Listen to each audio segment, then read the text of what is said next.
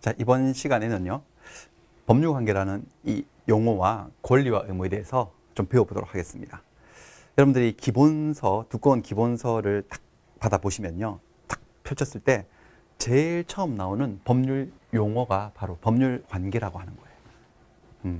법률관계는 권리와 의무의 관계라고 할 수 있는데, 자, 시작을 해보겠습니다. 자, 법률관계가 뭐냐? 자, 인간의 생활관계 중에서 법에 의해서 규율을 받는 관계를 법률관계라고 얘기를 합니다. 법의 규율을 받는 관계예요. 보세요. 사람들이 옹기종기 모여가지고 이렇게 공동체를 형성해서 이렇게 살아가지 않나요? 그래서 뭔가 서로 의견이 안 맞을 수도 있고 다툼이 생길 수도 있고 그럼 그걸 조율하는 어떤 규범들이 있다고 했잖아요. 근데 그 규범들 중에서 도덕, 관습, 종교 이렇게 강제성이 없는 자율적인 규범들에 의해서 규율되는 관계들이 있어요. 청년이 노약자에게 자리를 양보하는 관계, 지인의 결혼식에 갔을 때 뭐 축의금을 내는 관계, 그다음에 뭐 교회에 다니면 이렇게 헌금을 하는 그런 관계, 이런 것들을 인간관계라고 해요. 그냥 단순히 인간관계. 그런데 강제성이 있는 규범이 있다고 했지 않습니까? 법이라고 하는 규범이요. 이 법에 의해서 규율을 받는 이 강제적인 관계를 법률관계라고 얘기를 합니다. 법률관계예요. 인간관계하고 뭔가 차이가 있는 거예요. 자, 법률관계는 법의 힘에 의해서 그 내용을 또 이 중요한 단어가 등장하네요. 강제를 할 수 있다는 거예요. 강제적으로 실현할 수 있다는 점에서요. 도덕, 관습, 종교 등 그밖에 이제 여타 다른 규범들에 의해서 규율되는 단순한 인간관계하고는 확연히 구별이 된다. 강제성 유무입니다. 했던 얘기죠, 1교시에. 자, 이 법률관계 특징이 뭐냐? 그 내용은요. 내용은 이제 사람과 사람 사이 관계에 이 강제성이 있는 규범인 법이 딱 개입을 하잖아요. 그러면 승패가 갈려요.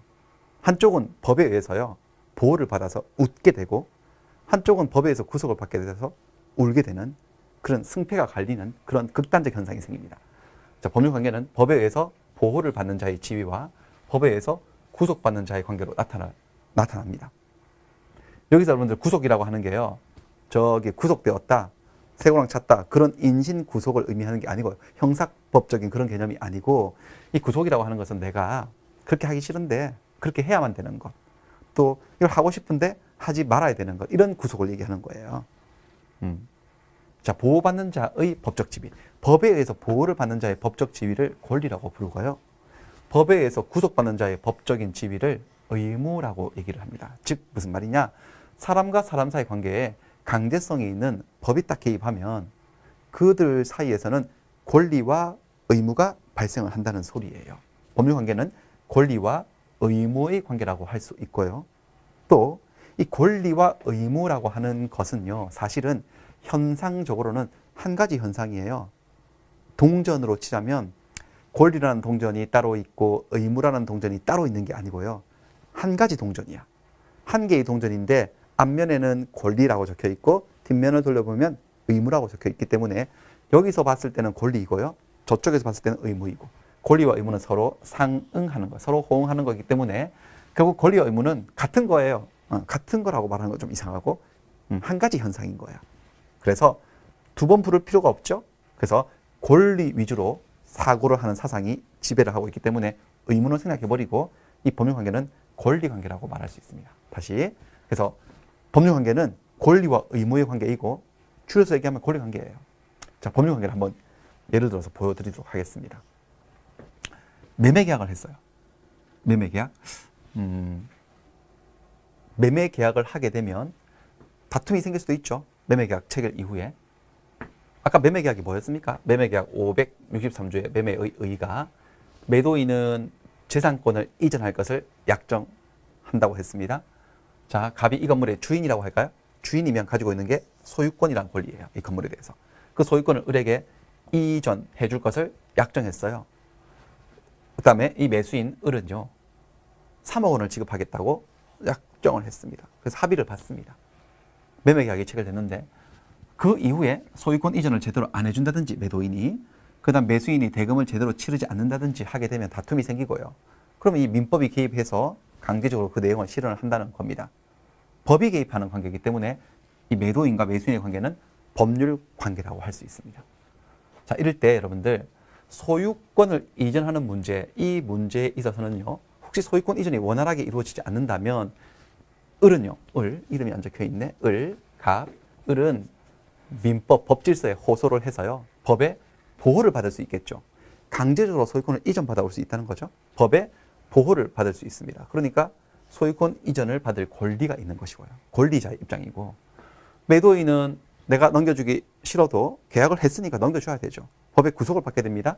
소유권을 이전해줄 의무자가 되는 거예요. 그렇죠. 또 반대로요. 대금 지급의 관점에서는요. 혹시 매수인이 대금을 제대로 지급하지 않고 있다면 매도인은 법에 의해서 보호를 받게 될 거예요. 권리를 가지게 되죠. 대금 지급 청구권이라고 하는 권리예요. 그 다음에 매수인은 대금을 지급할 의무를 부담하게 됩니다. 자, 그래서요, 이 권리와 의무는 서로 상응하는 것이고. 그러니까 여러분들 질문을 한번 드려볼까요? 매매 계약을 체결을 하잖아요. 체결을 하면 매도인과 매수인 이 두 명의 당사자 중에서 누가 권리자가 되고 누가 의무자가 되는 것일까요? 너무 쉬운 질문이죠. 그림에 답이 다 나와 있는데 정답은요.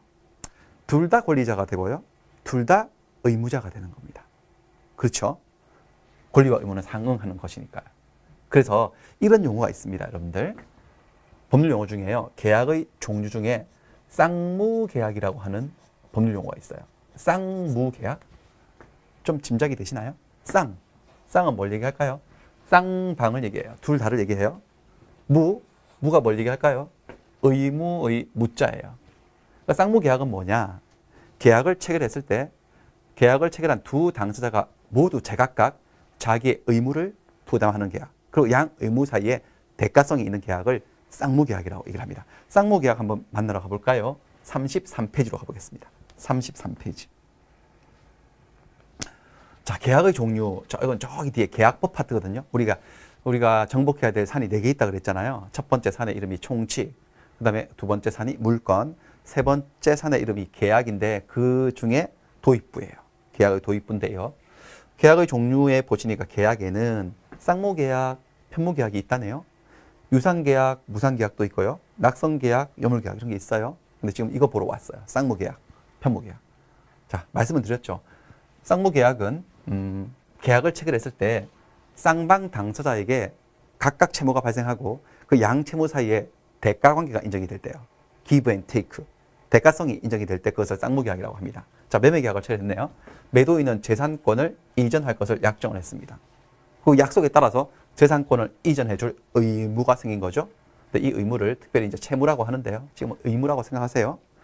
자, 매수인은 대금을 지급할 것을 약속했으므로 대금을 지급할 의무가 생겼습니다. 그러니까 매도인도 의무자가 되었고 매수인도 의무자가 되었는데 매도인이 재산권 넘겨주는 거하고 매수인이 대금을 지급하는 것은 서로 대가성이 있지 않습니까? 그래서 이런 계약을 쌍무계약이라고 얘기를 합니다. 매매계약, 교환계약, 임대차계약 이런 것들이 다 쌍무계약이에요. 쌍무계약만의 특징이 여기 나타나 있는데 나중에 배우시기로 하고요. 자, 양 채무 사이에 대가관계가 인정이 될 때. 그런데 여러분들 계약 중에는 이 쌍무계약이 보통인데요. 되게 많아요. 거의 다 쌍무계약인데 오는 게 있으면 가는 것도 있고 그렇잖아요. 인간 세상 이치가. 그런데 이런 계약도 있어요. 편무계약이라고. 이 편이라고 하는 것은 일방을 얘기하는 편자 아닌가요? 둘 다 말고 한쪽만 채무를 부담하는 계약을 편무계약이라고 얘기를 합니다. 대표적인 편무계약이 바로 증여계약입니다. 증여. 자, 증여는 뭐냐면 쉽게 그냥 편하게 얘기하면 공짜로 뭘 주는 계약이야. 남한테 돈 안 받고. 매매계약은 돈을 받고 대금을 받으면서 뭔가를 주기로 하는 계약인데 증여는 그냥 공짜로 주겠다는 계약이에요. 민법 제554조에 나옵니다. 공짜로 주는 것도 계약이 될 수 있습니다. 자, 554조로 한번 가볼까요? 554조를 보시면 증여의 의의 이렇게 돼 있어요. 증여. 자, 증여는 당사자의 일방이 무상으로, 자, 무상이라고 하는 것도 무상을 또 개념 정의하려면 출연이라고 하는 개념도 이해를 또 하셔야 돼. 그런데 지금은 너무 그렇게 하면 머리가 좀 아프니까 그냥 이렇게 할까요? 무상으로, 공짜로 이렇게 할게요. 아무것도 안 받고 공짜로 재산을, 어떤 재산을, 물권일 수도 있고 채권일 수도 있어요. 이 재산은 상대방에게 주겠다는 의사를 표시했어요. 나 줄게. 아무것도 안 받고 줄게. 하고 수요를 표시하고 그 다음에 상대방 이를 승낙을 해야 됩니다. 야, 네가 주는 건데 공짜로도 안 받는다. 이러면 이제 증여가 될 수 없고요. 상대방이 받겠다고 승낙을 해야 돼. 서로의 의사가 합치돼야 됩니다. 계약이라는 거예요. 그렇게 함으로써 효력이 생기는 것이고, 이렇게 아무것도 안 받고 공짜로 무상으로 재산을 수여하겠다고 의사표시를 한 이 일방을 증여자라고 하고요. 증여자. 자, 공짜로 주면 감사히 받겠다라고 승낙을 한 이 상대방을 수증자, 받을 숫자를 써서 증여를 받겠다고 한 자, 수증자라고 얘기를 합니다. 자, 이 계약요. 이 계약을 한번 적용을 시켜볼까요? 여기다 올려가 보겠습니다. 갑이 이렇게 말을 했습니다. 갑이 을려에게, 갑남이 을려에게요. 내가 이 건물을 당신에게 이전하고 싶은데, 주고 싶은데 받으시겠어요? 라고 했더니 을이 얼마예요? 얼마에? 그랬더니 갑이 그냥요, 공짜로, 무상으로 주겠대. 그랬더니 을이 막 웃으면서요. 공짜인데 누가 안 받아? 공짜로 주신다면 감사히 받겠습니다. 라고 승낙의 의사표시했습니다. 자, 무상으로 재산권, 자, 소유권이죠. 이 건물의 소유권을 이전해 줄 것을 약속하고 의사를 표시했더니 상대방이 이를 받겠다고 승낙을 하면 증여 계약이 체결된 겁니다. 그러니까 이 남자가 증여자이고 이 여자가 수증자가 되겠죠. 자, 이 계약이 체결되면 어떤 의무가 생길까요? 증여자에게는 약속한 대로 지켜야 되지. 이 소유권을 이전해 줄 의무가 발생을 할 거 아니겠어요. 이한테는 의무가 생겼어요, 분명히. 그런데 이 수증자에게는 어떤 의무가 생길까요? 저기 매수인은 대금을 지급할 의무가 있었잖아요. 생겼잖아요. 근데 여기는 그냥 공짜로 받겠다고 했으니 받을 권리만 생긴 것이지 내가 그 대가적 의미로서 뭔가를 이행할 의무는 없습니다. 이쪽으로는 수증자에게는 아무런 의무도 생기지를 않습니다. 그렇죠? 그러니까 이 증여계약은 매매계약과는 달리 계약의 두 당사 중에서 한쪽에게만 의무가 생기는 무슨 계약? 편무계약이라고 불러주는 거예요. 이런 편무계약에는 증여계약도 있고 사용대차 계약도 있어요. 임대차 계약은 차임을 받고 물건을 빌려주는 계약이고요. 사용대차 계약은 공짜로 빌려주는 계약이야. 그래서 사용대차 계약도 편무계약에 속합니다. 보통 계약은 쌍무계약이 더 보편적이고 많습니다. 됐어요? 쌍무와 편무 개념을 아셨죠, 여러분들? 돌아오겠습니다. 다시 자, 몇 페이지로 가시냐면 4페이지로요. 돌아가겠습니다. 자, 여기를 보고 있죠? 그래서 우리가 매매계약이 쌍무계약인 것을 아시게 됐습니다. 이런 게 이제 법률관계라는 거죠. 매도인과 매수인의 관계. 또 하나의 법률관계가 또 제시가 되어 있네요. 가해자와 피해자 관계. 이거는 아마 아까 전에 1교시에 나왔던 예인데요. 교통사고는 민법 제750조의 불법행위 상황이라고 했습니다. 불법행위를 저지른 가해자는 피해자가 입은 손해를 금전으로 배상해줄 뭐가 있는 거죠? 의무가 있는 거잖아요. 그렇죠? 손해배상을 안 한다면 법적 구속을 받게 될 거예요. 그렇죠? 그 다음에 손해배상을 받을 수 있는 권리, 법의 보호를 받을 권리가 생겼어요. 그러니까 이것은 뭐라고 얘기하느냐? 손해배상을 해달라고 청구하는 권리. 이 권리 이름이요. 손해배상 청구권이에요. 들어보셨죠? 손해배상 청구권이요. 가해자는 손해배상 의무 이렇게 부르면 되죠. 그냥 손해배상 의무, 손해배상 채무 이렇게.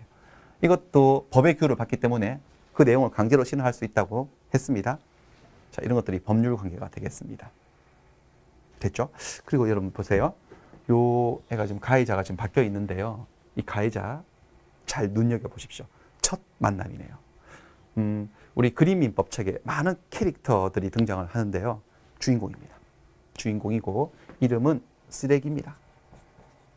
주인공의 이름은 쓰레기예요. 하는 짓이 쓰레기예요. 얘 때문에 많은 문제들이 터지고요. 그걸 해결하기 위해서 우리가 법을 배우는 거예요. 제가 쓰레기라고 이름을 단 이유는 예전에 그 응답하라 시리즈 있잖아요. 1988부터 뭐 이렇게 많지 않았습니까? 그거 되게 재밌게 봤거든요. 거기에 주인공이 쓰레기가 나오는 시리즈가 있었잖아요. 그 쓰레기에. 그 너무 재밌어서 그 이름을 달았어요. 근데 그 응답하라 그 드라마의 쓰레기는 이름만 쓰레기지 하는 거는 되게 신사였지 않습니까? 되게 멋진 어떤 캐릭터였는데요. 얘는요, 진짜로 쓰레기예요. 하는 짓이 완전 개쓰레기예요. 그러니까. 근데 얘 덕분에 우리가 많은 법률적인 분쟁들을 접하게 되고 그걸 해결하는 지식들을 얻게 될 겁니다. 첫 만남이네요. 예. 됐습니다. 그러니까 쓰레기는 손해배상 해줄 의무가 생겼어요. 얘는 손해배상 받을 권리가 생겼어요. 이런 것을 법률관계라고 얘기를 합니다. 권리관계라고 얘기를 하죠. 됐습니다. 자, 그 다음에 권리 얘기를 좀 더 해볼게요. 그 전에 또 인간관계하고요. 이 법률관계가 이 구별되는 경계선이 분명하지만은 않아요. 이게 딱 분명한 건 아니에요. 예전에는 그냥 단순한 인간관계로 처리되었던 것들이 점점 사회가 이렇게 복잡 다단해지면서요. 이렇게 법률관계로 넘어오는 법의 규율을 받는 관계로 바뀌는 경우들이 있습니다. 예를 들면 여러분들 이런 거 있잖아요. 김영란법 들어보셨죠? 2016년도부터 시행된 법이잖아요. 법 이름은 이건 아니고요. 법 이름이 이게 아니고 뭐 부정청탁 뭐 이렇게 뭐 금지에 관한 법률 이렇게 법 이름이 긴데요. 그 예전에는 축의금을 내는 것은 단순한 관습, 관행에 의해서 규율되는 인간관계였는데요. 그게 여러 가지 사회적 부작용을 낳다 보니까 이제는 뭐 직무 관련성이 있다면 공무원이라든지 교직에 있는 교사라든지 언론인 이런 사람들은 얼마 이상 못 받도록 법이 규율을 해버립니다. 그러니까 인간관계에서 다루어지던 어떤 그런 것들이 법률관계로 넘어오기도 한다는 거예요. 그렇죠? 경계선이 아주 분명한 것만은 아닙니다. 됐습니다. 자, 그 다음에 권리로 넘어가 보죠. 권리. 자, 우리 민법 공부는 권리 공부하는 거예요. 다양한 권리들을 공부해요. 권리를 공부한다는 것은 뭐 이렇게 표현하면 또 의무를 공부하는 거잖아. 권리와 의무는 동전의 앞뒷면이니까요. 예. 자, 권리의 정확한 뜻은 뭐냐? 권리가 무엇인지에 대해서 정의를 내리는 견해들, 학설들은 대단히 많습니다만은 그중에 가장 통설적인 보통의 견해, 아주 일반적인 견해는 권리 법력설이라고 하는 거에 있어요. 권리는 뭐냐? 권리는 법의 힘이다. 법력이다. 법에 의해서 주어진 힘이다. 라고 권리를 정의 내립니다. 권리란 일정한 이익을 누릴 수 있도록 법에 의해서 주어진 힘을 말합니다. 법력인데요. 법에 의해서 주어진 힘. 자, 법이라고 하는 규범의 특징이 뭐였습니까? 강제성이었습니다. 강제적으로 그 내용을 실현할 수 있다는 거죠. 그렇죠? 이 강제는 스스로 권리를 강제를 하면 안 됩니다. 국가를 통한 강제, 국가구제 원칙이라고 했죠. 그래서 결국은 권리라고 하는 건 뭐냐? 쉽게 얘기하면요. 소송을 할 수 있는 힘을 얘기해요. 권리가 있으면 소송을 해서 이겨요. 승소 판결을 받아요. 그 다음에 집행까지도 할 수 있어요. 권리를 아주 현실적으로 표현하자면 소송과 집행을 할 수 있는 힘, 법에 의해서 주어진 힘, 강제할 수 있는 힘, 이것을 권리라고 얘기를 합니다. 됐어요. 그 다음에 이 권리를 여러 가지 각도에서 분류를 합니다. 분류. 어떤 이유가 있겠죠. 분류하는 데는. 언제 써먹으려고 분류를 하는 건데요. 일단 분류 방식들을 볼까요? 자, 권리를 그 내용에 따라서 분류하기도 하고요. 자, 이게 사라졌는데요. 권리를 잘 보세요. 내용에 따라서 분류하면 재산권, 비재산권, 권리의 작용에 따라서 분류하면 지배권, 청구권, 항변권, 형성권, 그 다음에 권리를 그 효력에 미치는 힘의 범위를 가지고 구별을 하면 절대권과 상대권 이렇게 나누어진다고 합니다. 이 자세한 내용은 다음 페이지에 나와 있거든요. 일단 전체적으로 개관을 해보고 구체적인 얘기는 다음 페이지에서 보도록 하겠습니다. 자, 권리는 법이 인정한 힘이라 그랬죠. 근데 그 힘을 왜 주느냐? 일정한 이익을 누리라고 그러는 거예요. 이익을 누릴 수 있도록.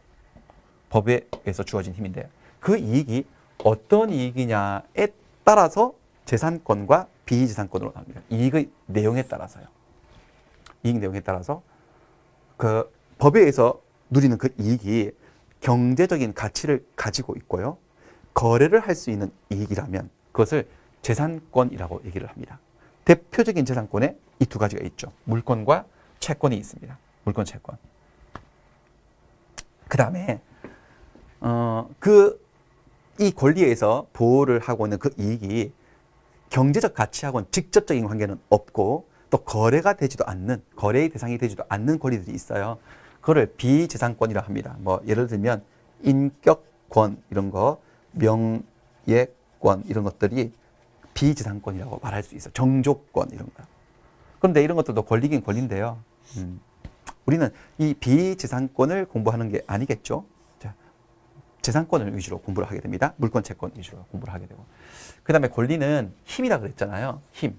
강제할 수 있는 힘. 근데 힘이 작동하는 방식이 어떤 방식인지에 따라서 힘의 작용 방식에 따라서요. 지배하는 권리가 있고요. 어떤 대상물을 지배하는 권리가 있고 그 다음에 어떤 사람이 다른 사람에게 뭔가를 해달라고 청구하고 요구하는 권리가 있고요. 그 다음에 청구를 받았을 때 나 그거 이행 못해줘 라고 버티는 권리가 있어요. 항변하는 권리가 있고요. 그 다음에 형성시키는 권리가 있어요. 일방적인 의사표시로 이 법률 관계를 변화시킬 수 있는 권리를 형성권이라고 합니다.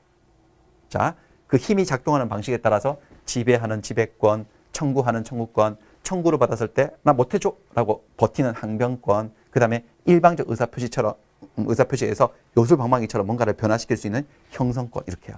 작용 방식에 따라서 권리를 넷으로 나눈다고 하네요.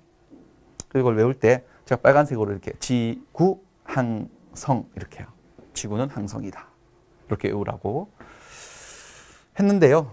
제가 이렇게 말하니까 어떤 분이 지구는 항성이 아니라 행성이라고 하던데요. 그게 중요합니까? 그렇죠? 그냥 대충 하시죠. 지구, 항성. 그런데 지금 우리한테 중요한 건 이쪽 분류가 아니고 물권 채권이에요. 물권이란 권리는요, 지배하는 권리예요. 물건을 지배하는 권리고, 채권이란 권리는 지배하는 게 아니에요. 사람과 사람 사이 권리관계가 채권 관계인데 사람이 사람을 지배하면 안 되잖아. 무슨 노예도 아니고. 어떤 사람이 다른 사람에게 뭘 해달라고 요구할 수는 있겠지. 채권은 청구하는 속성을 가지고 있고요. 물권은 지배하는 성질을 가지고 있는 거야. 작용 방식이 달라요. 됐고, 그 다음에 그 효력이 미치는 범위, 이 힘을 내가 누구에게까지 주장할 수 있느냐, 어디까지 주장할 수 있는지에 따라서요, 절대적 권리가 있어요. 누구에게나 주장할 수 있는 거지, 모든 사람들에게 주장할 수 있는 거야. 그게 절대권인데요. 물권이 절대권이에요. 물권은 절대적 권리고요.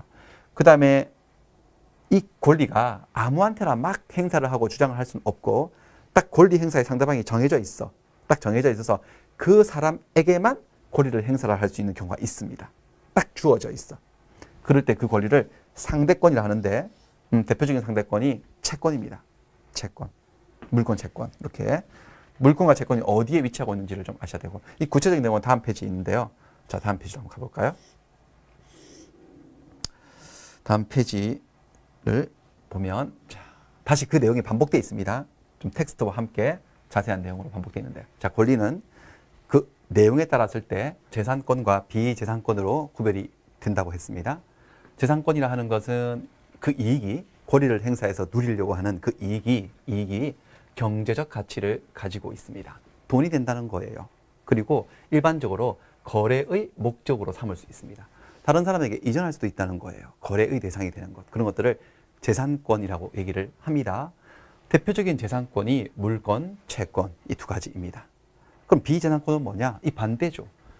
자, 그 권리를 행사를 해서 누리려고 하는 이익이 직접적으로 경제적 가치하고는 관계가 없고, 돈하고 직접적인 관계가 없고, 일반적으로 거래가 되지도 않는 그런 권리, 인격권, 명예권, 이런 것들을 비재산권이라고 하는데, 우리의 공부 대상에서는 제외되어 있죠. 우리는 물권, 채권을 이해하시면 돼요. 자, 물권은 뭐냐? 채권은 뭐냐? 일단 정의는요, 이렇습니다.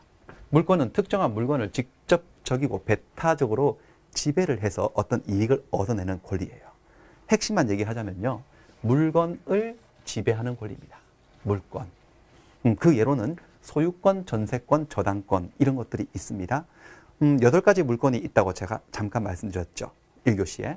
자, 그런데 그 중에서 입문 단계에서요, 뭔가를 설명하기 위해서 제가 좀 예를 들 권리들 대표적으로 한 3가지 정도 좀 자세하게 보도록 하겠습니다. 조금 이따가. 그럼 채권은 뭐냐? 채권은요, 일단 사람이 2명이 등장을 해야 돼요. 채권자, 특정인이 다른 특정인에게 이렇게 2사람이 등장을 해요. 그래서 한 사람이 다른 사람에게 어떤 행위, 일정한 행위, 네가 약속했잖아, 그 행위를 해주기로. 아니면 법에 정해져 있잖아, 네가 이 행위를 나한테 해야 된다고. 이렇게 어떤 행위요, 그 행위를 해달라고 청구를 하는 권리. 이 권리가 채권입니다. 그리고 이 행위를 좀 어려운 말로 급부라고 부르기도 하고요. 급부 청구권입니다. 예를 들면 매매계약을 체결했을 때요, 매도인은 매수인에게 대금 지급을 청구할 수 있겠죠. 돈 주세요, 3억 주세요, 주신다고 하셨잖아요. 이렇게. 그리고 채권이고요. 또 거꾸로요, 매수인은 매도인에게 소유권 이전해 주세요 라고, 소유권 이전해 주신다고 약속하셨잖아요 라고 소유권 이전을 청구할 수 있을 건데, 이것도 채권입니다. 이런 것들이 채권입니다. 자, 그림을 한번 볼까요? 그림을 통해서 다시 감각을 좀 익혀보도록 하겠습니다. 이쪽이 물권 그림이고 이쪽이 채권 그림인데, 딱 그림만 봐도 본질적으로 확연히 차이가 나는 부분이 있죠. 사람이 몇 명이 등장했는지가 차이가 있습니다. 자, 물권의 썰을 풀 때는요, 사람은 한 사람만 등장합니다. 권리를 가진 물권자. 그리고 그 반대편에는 사람이 등장하지 않고 물건이 등장하는 거예요. 물건. 물건을 지배하는 권리이니까요. 그렇죠. 자, 이 물건, 토지, 건물, 자동차, 강아지도 물건이에요. 동물도 다 물건이에요. 민법적 관점에서는 구두, 가방 이런 물건들을 지배를 하는 권리예요. 반면에요. 채권은 딱 봐요. 사람이 두 명이 등장을 하잖아요. 채권 얘기를 하면서 사람이 달랑 한 명 등장해서 채권을 얘기를 한다? 그거 있을 수 없는 얘기고요. 채권의 논의를 하려면 채권자와 채무자, 이 권리자와 의무자 두 사람이 딱 등장합니다. 그래서 이 갑이라고 하는 이 채권자가 을이라고 하는 채무자에게 어떤 행위, 이 행위는 아주 다양한데요. 굉장히 다양합니다. 어쨌든 어떤 행위를 해달라고 청구하는 권리를 채권이라고 하고 그 청구할 수 있는 권리를 가진 자를 채권자, 그 청구를 받았을 때 마땅히 그 행위를 해줘야 될 의무를 지닌 자를 채무자라고 부릅니다. 좀 더 자세하게 보도록 하겠습니다. 자, 물건부터요. 자, 물건을 지배하는 권리라고 했죠. 근데 지배가 뭐냐? 물건을 지배한다고 하는데 지배라고 하는 것은요. 사용, 수익, 처분을 포괄하는 개념이에요. 사용, 수익, 처분. 물건을 사용하고 용법대로 사용을 하고 그다음에 수익은 그 물건을 통해서 새로운 어떤 이익을 창출하는 걸 수익이라고 해요. 수익. 그다음에 그 물건을 처분하는 것들. 이런 것들을 통합적으로 지배라고 얘기를 하는데 물건은 이렇게 물건을 사용하고 수익하고 처분할 수 있는 권리입니다. 그런데 물건이 8가지나 있다면서요? 이렇게 왜 8가지나 있지? 왜 8가지가 있냐? 8가지 물건들이 어떻게 나누어지냐면요. 일단 그 대상, 지배를 하는, 사용, 수익, 처분을 하는 대상을 가지고 나누기도 합니다. 이 대상을 보니까 토지, 건물, 이런 것들은 이제 부동산이라고 하거든요. 부동산, 동산의 개념도 이제 배우셔야 되겠지만 우리 민법 제99조에 있어요. 토지와 토지 위에 정착된 물건은 부동산으로 하거든요. 부동산. 부동산이 아닌 모든 물건들은 다 동산이에요. 밑에 건 다 동산이에요. 이렇게. 그래서 지배의 대상, 사용, 수익, 처분의 대상이 부동산이냐 동산이냐에 따라서 물건이 막 나눠져요. 8가지로. 그러기도 하고 또 하나 지배가 사용, 수익, 처분이라고 했죠. 여러분들. 지배를 완전히 다 할 수 있느냐, 사용, 수익, 처분을 완벽하게 다 할 수 있느냐, 부분적으로 할 수 있느냐에 따라 나누기도 합니다. 자, 그 대상, 객체와 지배의 방식에 따라서 물건이 8가지로 분류가 되는데요. 그중에 대표적인 물건 한 3가지 정도만 감각을 좀 익혀보도록 하겠습니다. 감각 익히기입니다. 자, 소유권부터 시작을 해볼까요? 소유권이 가장 완벽한 물건이거든요. 자, 이 물건 가지고 소유권을 가지고 한번 해보겠습니다. 갑이, 이 여자가 이 건물 주인이라면 그 주인이 가지고 있는 물건의 이름이 소유권이거든요. 주인이라고 생각해 보세요. 그러면 어떻게 될까요? 건물 주인은요, 건물을 사용할 수 있을까요? 없을까요? 있죠. 건물에 기거하는 거죠. 그 다음에 수익을 낸다? 뭘까요? 이 건물 주인 갑이 이 건물을 을에게 임대를 놓는 거야.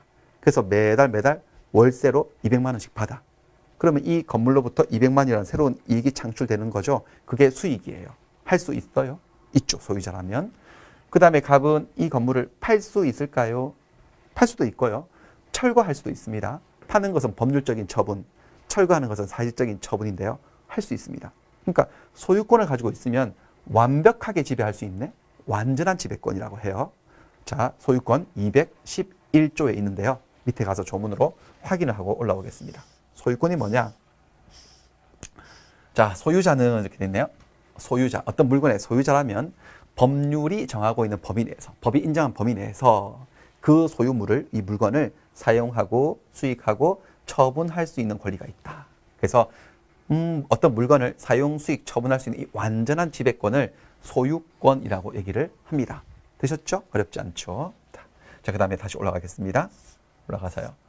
두 번째로는 전세권을 조금 한번 감각을 익혀볼까요? 자, 이번에는 예를 바꿔서, 자, 건물은 똑같이 이 건물인데요. 갑이 이 건물 주인 아니야. 이 여자는 이 건물 주인이 아니고 세입자예요. 우리가 흔히 부르는 세입자예요. 세입자. 그러니까 전세권을 가지고 있는 거죠. 이 건물에 대해서. 전세권.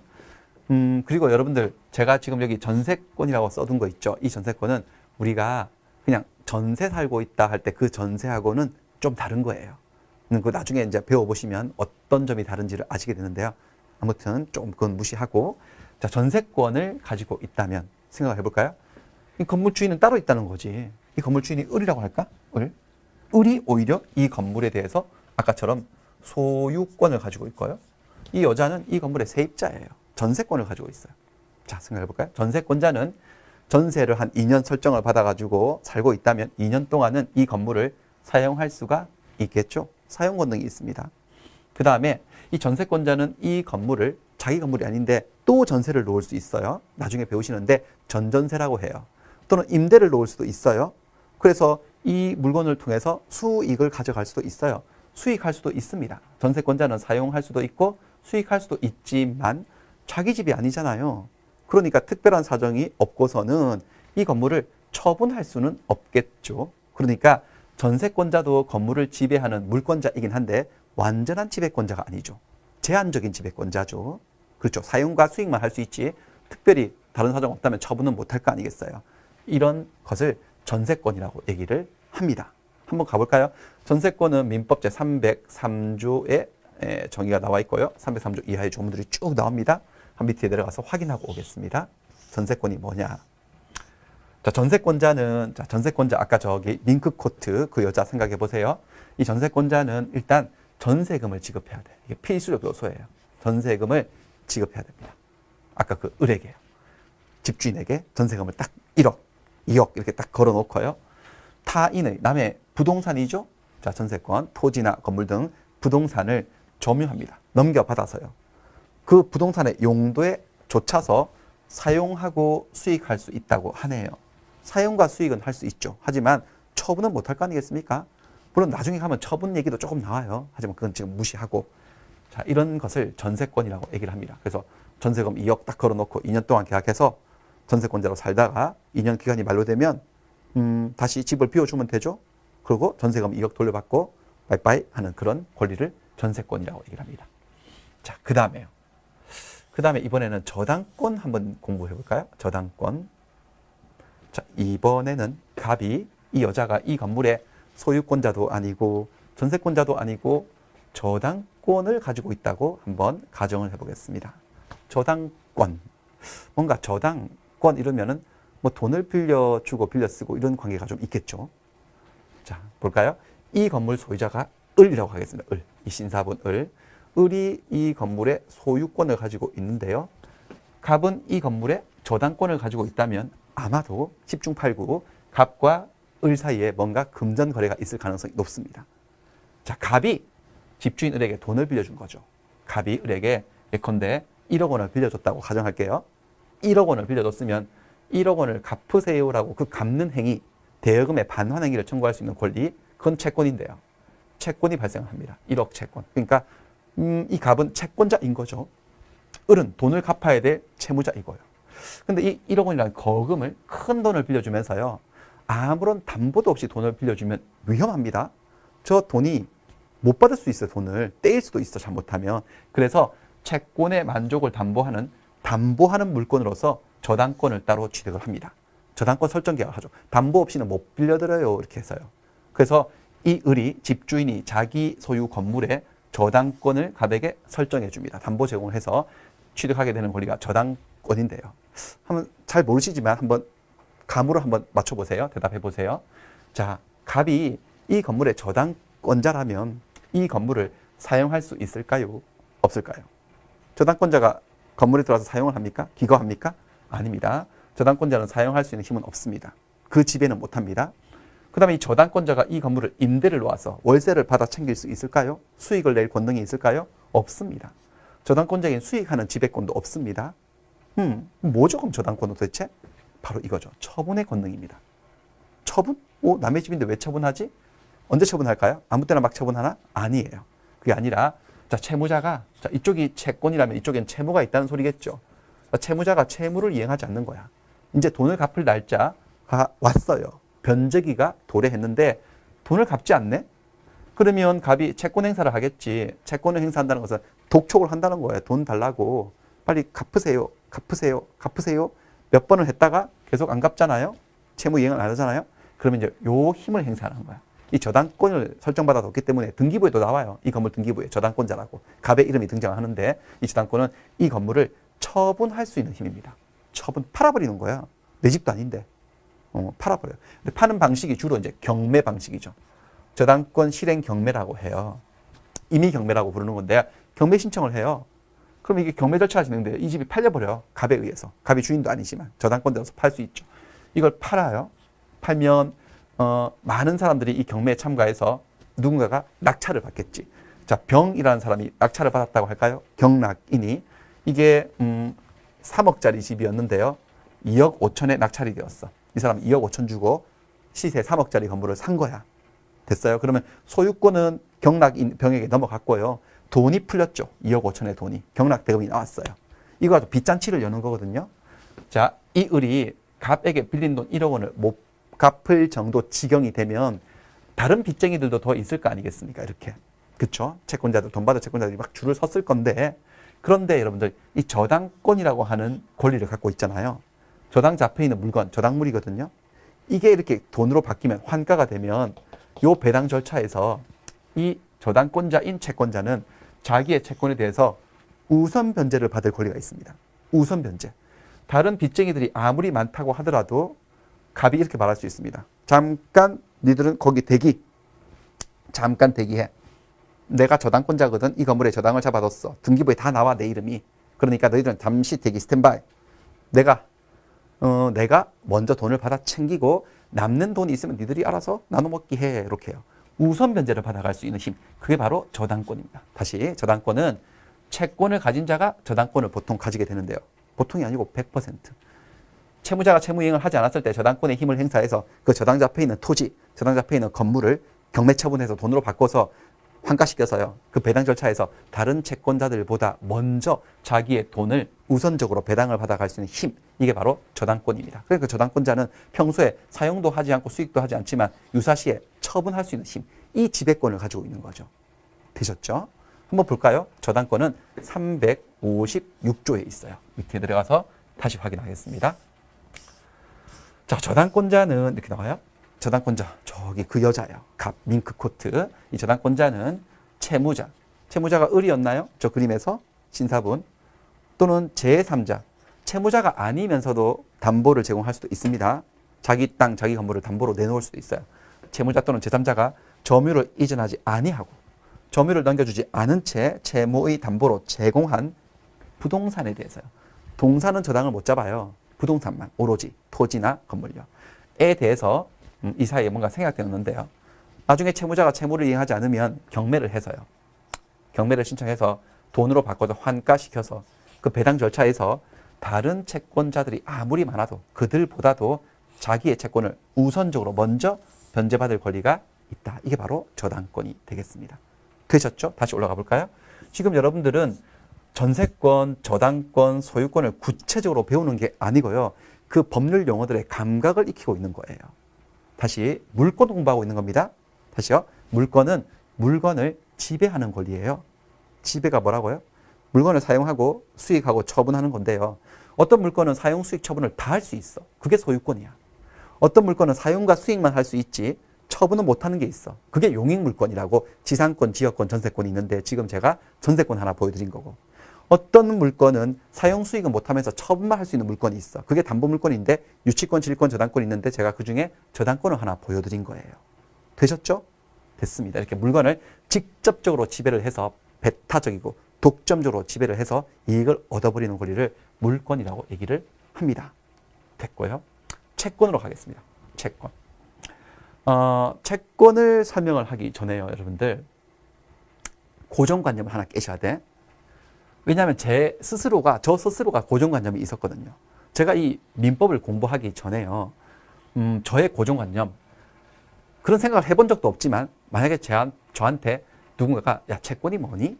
채권이 뭐인 것 같아? 라고 질문을 했다면 저는 이런 생각을 했을 것 같아요. 이런 대답을. 돈 받을 권리, 돈. 저 채권 이러면 돈이 생각이 나지 않습니까? 돈 받을 권리. 좀 더 구체적으로는 돈을 빌려준 사람이 돈을 빌려간 사람에게 빨리 돈 갚아 라고 할 권리. 그게 채권이지 않나요? 이렇게 대답을 했을 것 같아요. 제가 법을 몰랐을 때는요. 그런데 제가 법을 본격적으로 제대로 배워보니까요. 제가 생각했던 그 생각은 틀린 것은 아니었어요. 그렇다고 맞는 것도 아니었어요. 그게 뭔 소리냐면 일부 맞고 일부 틀리고 그런 거였습니다. 뭔 얘기냐? 잘 보세요. 이게 채권 개념이죠. 채권. 자, 특정인이 채권자라 그래요. 다른 특정인 채무자라 그래요. 일정한 행위, 급부라고 불러요. 를 청구하는 권리. 자, 아무리 읽어봐도 눈을 씻고 찾아보세요. 여기 돈 얘기 있나? 금전, 돈 이런 얘기 나와요? 안 나와요? 안 나와요. 그러니까 채권의 아주 본질적이고 핵심적인 개념 속에 돈은 들어있지 않다는 거예요. 그렇지만 돈 달라고 하는 것도 하나의 행위 청구권이기 때문에 채권이 아닌 건 또 아니에요. 그것도 채권이긴 채권인데 돈을 달라고 하는 것만 오로지 채권인 것은 아니고 채권은 그거보다 더 큰 개념, 넓은 개념이라는 것입니다. 아무튼 어떤 특정인이 특정인에게 특정 행위를 해달라고 청구할 수 있는 권리가 있다면 그것은 모조리 다 채권이라고 부를 수 있습니다. 자, 볼까요? 밑에 채권 한번 볼게요. 채권.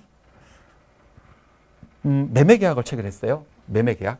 563조에서 배우셨어? 매매계약이 뭐였죠? 매도인은 이 매수인에게 이 소유권을 이전해 주겠다고 약속했어요. 매수인은 매도인에게 대금을 지급하겠다고 약속을 해서 그 합의가 이루어지면 바로 그게 계약입니다. 근데 나중에 배우시겠지만 여러분들 오늘 매매계약을 체결을 하고 계약서를 썼다고 해서 이 소유권이 진짜로 이렇게 이전될까요? 이쪽으로 넘어올까요? 아니에요. 아닙니다. 자, 이 계약서를 들고 등기소를 가야 돼요.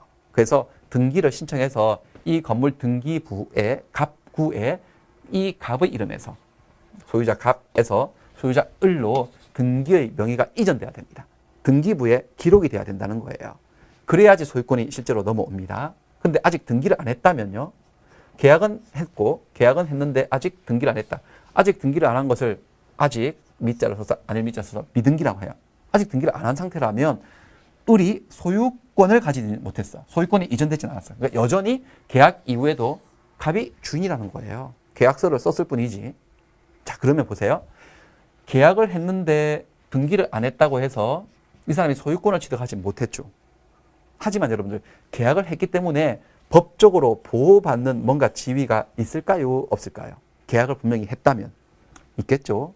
법에 의해서 보호받는 걸 뭐라 그랬죠, 여러분들? 권리라고 했습니다. 권리가 있다는 거예요. 계약을 했으니까요.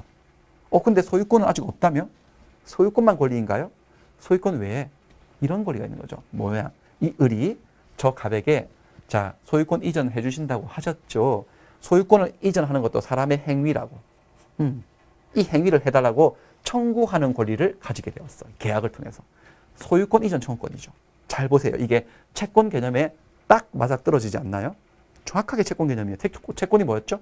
특정인이 다른 특정인에게 특정한 행위를 청구하는 권리라면서요. 딱 맞잖아요. 매수인이 저 매도인에게 소유권을 넘겨주는 행위를 해달라고 청구하는 권리, 바로 채권입니다. 이게 소유권 이전 청구권이 채권입니다. 매도인도 채권을 가지게 될까요? 가지지. 매도인은요. 매수인에게 돈 주세요. 중도금 주세요. 잔금 주세요. 대금을 지급하는 것도 사람의 행위거든요. 그렇죠. 그 행위를 청구하는 권리잖아요. 그것도 채권인 거야. 그러니까 매매계약을 체결하면 매수인은 매수인 나름대로, 매도인은 매도인 나름대로 각자 채권을 가지는 거지. 그 채권 내용은 다르지. 요구하는 행위의 내용은 다를 뿐이지만 둘 다 채권자가 되는 거 아닌가요? 그 말을 바꾸면 권리와 의무는 동전에 앞뒷면, 채권과 채무는 동전에 앞뒷면이니까 둘 다 채무자가 되는 거라고 아까 쌍무계약 말씀드렸잖아요. 그래서 자, 이것을 얘 입장에서는 소유권 이전 청구권 권리로 표현했지만 얘 입장에서는 뭐라고 할까요? 소유권 이전해 줄 채무 이렇게 해요. 채권에 사용하는 것은 채무니까 채무가 발생한 거고, 을은요 갑에게 대금을 지급할 채무가 발생한 거예요. 이 채무와 이 채무는 서로 대가성이 있으므로 쌍무계약인 겁니다. 되셨죠? 자, 여기서 여러분들 보니까 이것도 채권이고 이것도 채권이거든요. 그런데 이 대금 지급 청구권은 돈을 달라고 하는 거잖아요. 돈 달라고 하는 거예요. 이런 채권을 금전 채권이라고 부르는 거예요. 채권의 종류인데요. 금전 채권.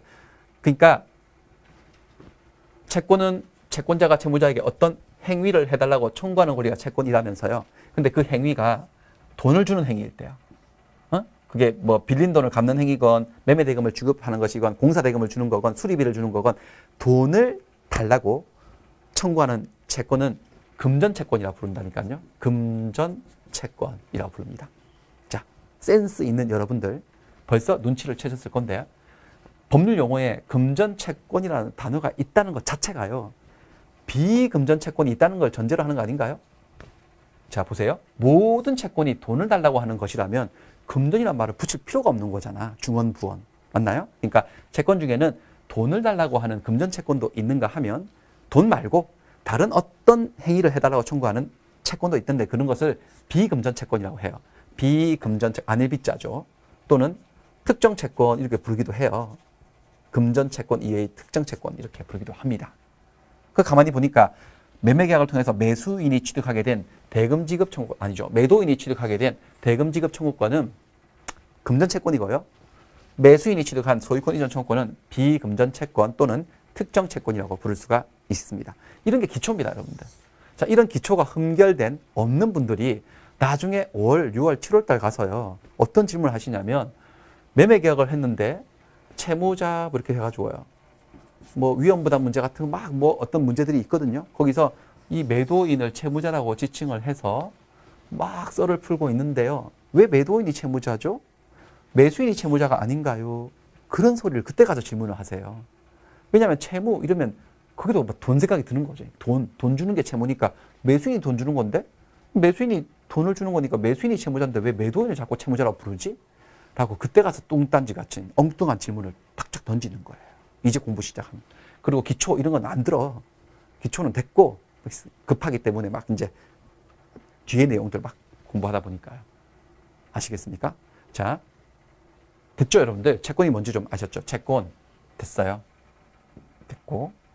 그래서 채권의 내용은 굉장히 다양합니다. 무궁무진하게 있을 수 있어요. 이제 칠판 정리 좀 했습니다. 약간 오류가 생겨서요. 됐습니다. 그래서 여러분들은 물권과 채권을 뭐 딱히 정확한 지식을 얻었다기보다는 아, 그러네라고 느낌, 그 감각 그런 것들이 좀 길러지면 되겠습니다. 좀 더 진행을 해보겠습니다. 자, 권리, 작용에 따른 분류는 여기서 심각하게 하지 않겠습니다. 이거 다 하면 머리가 너무 아프고요. 지금 할 정도 수준은 아니거든요. 아무튼 권리는 힘이라 그랬죠. 힘. 근데 힘을 어떻게 부리느냐. 힘이 작동하는 방식에 따라서 지배하는 권리, 청구하는 권리, 항변하는 권리, 형성시키는 권리 이렇게 있는데요. 지구, 항성. 근데 아무튼 물건을 지배하는 권리이고요. 지배. 그다음에 채권은 채무자에게 일정한 행위를 해달라고 청구하는 권리. 이렇게만 일단 이렇게 알아두시면 되겠습니다. 이 부분은. 그다음에 세 번째 개념. 효력이 미치는 범위에 따라서요. 그 권리가 어떤 힘이라면 힘이 작동하는 그 바운드리, 어디까지 힘이 미치느냐에 따라서 절대적 권리와 상대적 권리로 나눠져요. 자, 절대권은 뭐냐? 권리 행사에 있어서 특정 상대방이 정해져 있지 않아. 그러니까 어떤 특정한 상대방을 전제한 개념이 아니고 그냥 누구에게나 내가 이 권리자야 라고 주장하고 행사를 할 수 있어. 누구에 대해서나 주장을 할 수 있는 권리, 그것을 절대권이라 그래요. 전 세상을 상대로 주장할 수 있다고 해서 대세권이라고 해요. 같은 말이에요. 절대권, 대세권. 물권이 대표적으로 그러해요. 그에 비해서 상대권은요. 이 권리가 누군가에 대한 권리인 거야. 아무한테나 막 주장을 못하고요. 특정인에 대해서만 주장을 하고 행사를 할 수 있는 권리고 그 특정인을 제외한 다른 사람에게는 먹히지 않아, 이 힘이. 응? 그런 권리를 상대권이라고 합니다. 특정한 한 사람을 상대로 한 권리라고 해서 대인권이라고 부르기도 하고요. 채권이 대표적인 상대권, 대인권입니다. 자, 이게 뭔지 이것도 감을 좀 익혀보도록 하겠습니다. 이 예를 통해서요. 보세요. 일단 갑이 이 건물의 주인이면 소유권이 있죠. 이 소유권이 물권인 건 지금 됐고요. 예. 근데 갑은 이 소유권이라고 하는 게 뭐예요? 건물을 사용하고 건물을 가지고 수익을 내고 건물을 처분할 수 있는 힘인데 이거를 누군가에 대해서만 주장할 수 있는 건 아니지 않습니까? 5천만 대한민국 모든 국민들에게 이거 내 집이거든. 내 허락 없이 들어오지 마. 들어왔으면 나가. 그럼 내가 팔고 아무한테나 팔 수도 있고요. 그렇지 않나요? 이 소유권이라는 권리는 물건 자체를 지배하는 권리로서 누구에 대한 관계에서나 내가 소유자인 거야. 누구에게나 주장할 수 있는 권리, 한마디로 절대적 권리, 대세적 권리인 겁니다. 반면에요. 이 매매계약을 체결했어요. 근데 아직 등기를 넘겨받지 않았어요. 등기를 하지 않은 미등기 상태에서 이 매수인은 물권, 소유권을 넘겨받은 게 아니고 아직은 소유권을 이전해달라고 청구하는 채권을 취득한 상태라고 하지 않았습니까? 이 채권 속성을 볼게요. 이 채권은요, 상대적 권리예요. 그러니까 이 소유권 이전 청구권자가 이 청구를 아무한테나 막 할 수 있나? 5천만? 모든 국민들에게? 아니에요. 오로지 나랑 계약서 쓴, 오늘 계약한 이 매도인, 특정인, 이 갑, 이 사람에 대해서만 오로지 청구할 수 있고 갑을 제외한 모든 사람에게는 이 청구를 할 수가 없어요. 상대적 권리죠. 대인적 권리입니다. 이것을 다른 사람에게 행사를 해버리면 미친 사람 취급받습니다. 한번 보여드릴까요? 자, 보세요. 상상해 보세요. 자, 지금 계약서 썼어. 오늘 갑과 을이 계약을 했어. 이 자리에서. 그리고 매매 대금은 3억 원으로 합의를 바꿔요. 그 자리에서 3천만 원 입금시켰어. 계약금이라고. 계약금에 대해서 나중에 배우신다고 했죠. 저 계약이 체결되었어요. 아직 등기는 안 했지. 오늘 계약했으니까. 그러니까 을은 뭘 가졌죠? 소유권을 취득한 게 아니고 소유권 이전을 청구할 채권을 취득한 거예요. 이 채권을 취득하고 집으로 돌아갑니다. 보름 후에 중도금 주고 보름 후에 잔금 치르고 등기 넘겨받을 거야. 그럼 진짜 소유권이 되는 거야. 그때 소유권 넘어오는데 집으로 돌아가는 길에 멋진 건물을 하나 발견을 했어요. 내가 지금 계약하고 온 이 건물보다 훨씬 더 멋진 거예요. 그래서 이 을이 초인종을 누릅니다. 띵동. 그러니까 집주인이 나왔죠. 건물주인이 나와서 누구세요? 라고 했더니 을이 이렇게 말합니다. 저요? 저로 말씀드릴 것 같으면 소유권 이전 청구권자입니다. 이렇게. 사람을 딱 써서 소유권 이전 청구권자입니다. 이 말이 틀린 말인가요? 틀린 말 아니죠. 소유권 이전 청구권자 맞죠? 을이. 그래서 병이 그래서요? 라고 했더니 소유권 이전해 주세요라고 청구하는 거야. 이 행위를 쟤한테 청구 안 하고 얘한테 청구하는 거야. 이 집이 더 멋지다고 이렇게 청구하면 저로 말씀드릴 것 같으면 소유권 이전 청구권자니까 당신 건물 마음에 듭니다. 소유권 이전해 주세요. 저한테. 저 청구합니다. 이렇게 청구를 딱 하면 병이 상황 판단했어. 알겠습니다. 잠깐만요 하고 딱 집에 들어가서 다시 나옵니다. 소금 들고 나와서 뿌려버리죠. 미친 뭐가 와가지고 응? 재수없게 하죠. 몰아내버릴 거 아니겠어요? 무슨 말이죠, 여러분들? 이 소유권 이전 청구권이라고 하는 채권은 이 권리, 청구의 상대방이 매도인으로 특정돼 있지 이 매도인 갑을 제외한 아무한테도 먹히지 않는 권리예요. 갑하고 계약했잖아요. 갑에게 넘겨주기로 약속했고. 맞나요? 상대적 권리이기 때문에 이렇게 막 행사를 했다가는 미친 사람 취급받게 된다는 거예요. 반면에 이 소유권과 같은 물권은요. 절대적 권리이기 때문에 누구에게 대해서나 주장할 수가 있습니다. 아까 여러분들 전세권 제가 말씀드렸죠. 전세권도 물권이거든요. 절대권이에요. 그래서 갑이 을 소유 건물에 전세권을 가지고 있잖아요. 이 등기부에 등기가 돼 있어요. 여러분들이 세입자 말하는 그 전세하고 달라요. 다르다고 했죠. 이런 전세권이 물권이기 때문에요. 누구에게 대한 주장할 수 있어. 그 말이 무슨 말이냐면 이 건물 주인이 을이죠. 을이 이 집 팔았어. 병에게. 자기가 주인인 시절에 나한테 전세권을 설정해주고 내가 전세권자로 2년 계약해서 살고 있는데 1년 차에 팔아버렸어. 집주인 바뀌었어. 바뀐 주인에게도 주장할 수 있어. 이 전세권은. 쫓겨나지 않는다는 거예요. 절대적 권리이기 때문에 누구에게나 대해서 주장할 수 있는 권리이기 때문에 그렇습니다. 요 정도만 들어두시죠. 됐어요. 다시 조금 정리를 좀 해서 다시 이 정리를 위해서 앞 페이지로 넘어가도록 하겠습니다. 앞 페이지 그러니까 4페이지요. 4페이지로 가서 좀 정리를 하죠. 권리, 지금 여러분들은 1년 동안 권리를 공부하실 건데요. 물권과 채권을 공부하실 거예요. 재산권을 공부하실 건데 권리를 여러 가지로 분류한다고 그랬죠. 비재산적 권리 필요 없고요. 물권, 채권과 같은 경제적 가치를 가진 재산권을 공부하게 될 거예요. 권리가 작동하는 방식에 따라 지배, 청구, 항변, 형성 이런 권리들이 있는데요.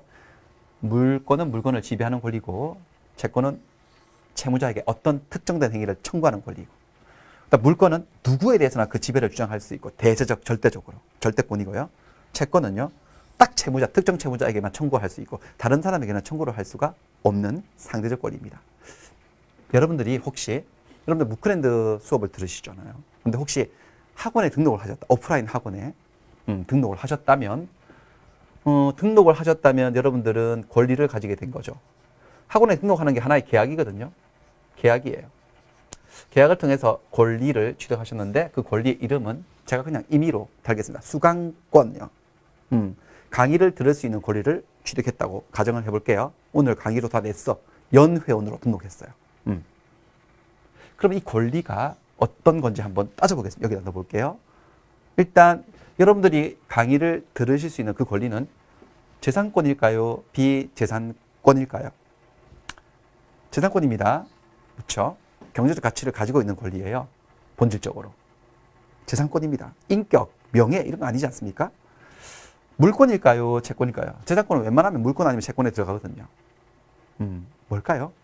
여러분들의 수강권이 어떤 특정 물건을 지배하는 권리는 아니지 않습니까? 여러분들의 수강권은 가만히 분석을 해보면 여러분들하고 계약을 한 그 학원 원장님 있죠. 그 원장님이라는 그 사람에게 강의를 제공해달라고 청구하는 채권입니다. 수강권은 채권인 거죠. 채권이에요. 자, 그 다음에 그러니까 여러분들이 가진 수강권은 지배하는 권리가 아니고요. 청구하는 권리야. 누구에게? 오로지 여러분들이 등록한 그 학원 원장님에게만. 그 학원 원장님에게만 청구를 하는 상대적 권리인 거예요. 그래서 혹시 여러분들이 수강증을 또 받으셨겠지? 수강증. 이 수강증을 들고 다른 옆에 학원에 가서 앉아 있다고 상상해 볼까요? 근데 보니까 어떤 과목은 어떤 강사가 되게 유명하대. 그 강의를 내가 듣고 싶어요. 그 과목에서는. 그래서 오늘 그날은 옆 학원을 갔지? 그래서 근데 옆 학원에서 하필 오늘따라 수강증 검사를 한다네. 수강증 검사. 그래서 내가 당당하게 수강증을 제시했지. 나도 수강 받을 권리가 있다라고. 그럼 또 미친 사람 취급받을 거 아니겠어. 검사를 하다 놀래가지고 이거는 우리 학원 수강증이 아니잖아요. 그랬을 때 여러분들이 아무 수강증이면 어때요? 아무 데나 가서 들으면 되는 거지. 수강할 수 있는 권리가 있는데. 그렇게 말 못하지 않습니까? 무슨 말인지 아시겠죠, 여러분들? 그러니까 여러분들이 가지고 있는 수강권은 상대적 권리입니다. 채권이거든요. 그리고 여러분들 금전 채권이에요? 비금전 채권이에요?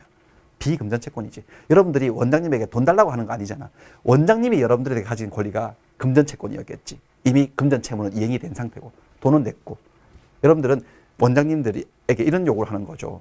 좋은 강사들을 채용해서 그런 강의를 제공해달라고 요구하는 특정 행위를 청구하는 비금전 특정 채권을 취득한 거예요. 아시겠습니까, 여러분들? 이 감각을 여러분들 기르셔야 되겠습니다. 가랑비에 옷 젖듯이 자꾸 들으셔서 이걸 뭐 억지로 외우는 게 아니라 알게 되는 거죠. 아, 그렇구나라고 이치를 깨닫게 되면 차츰차츰 실력이 발전할 수가 있습니다. 일단 2교시는 여기까지 하고요. 3교시에 넘어가서 권리 변동을 좀 배워보도록 하겠습니다.